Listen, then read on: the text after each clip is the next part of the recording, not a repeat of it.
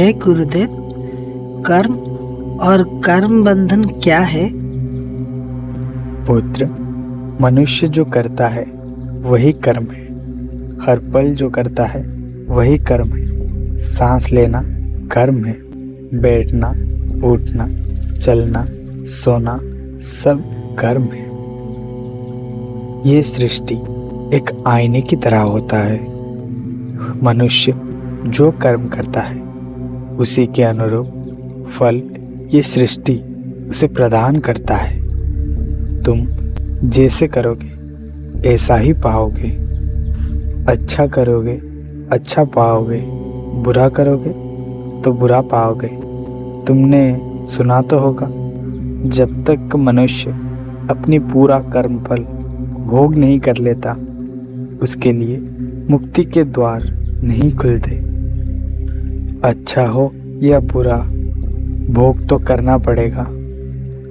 ये जो अदृश्य बंधन कर्म फल का मनुष्य को बांध के रखा है उसे कर्म बंधन कहते हैं।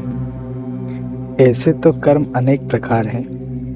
आज तुम्हें 3 प्रमुख प्रकार के बारे में मैं बताता हूँ। सुकर्म, विकर्म और अकर्म।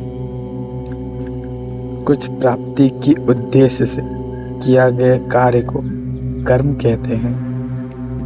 अगर ये कर्म से समाज को, सृष्टि को लाभ होता है उसे सुकर्म कहते हैं। अगर ये कर्म से समाज को और सृष्टि को हानि होता है तो उसे कुकर्म कहते हैं।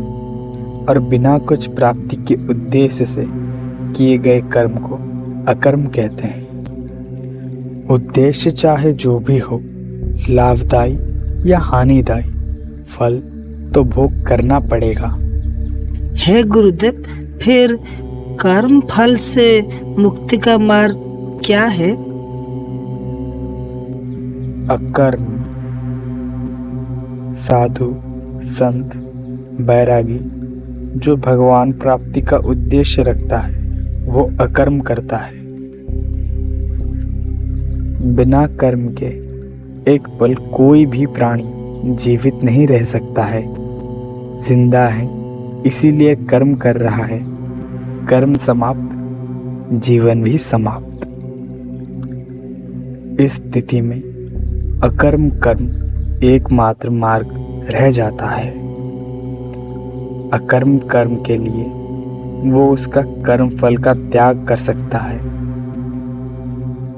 कर्म फल कोई स्थूल पदार्थ नहीं है जो आसानी से त्यागा जा सकता है।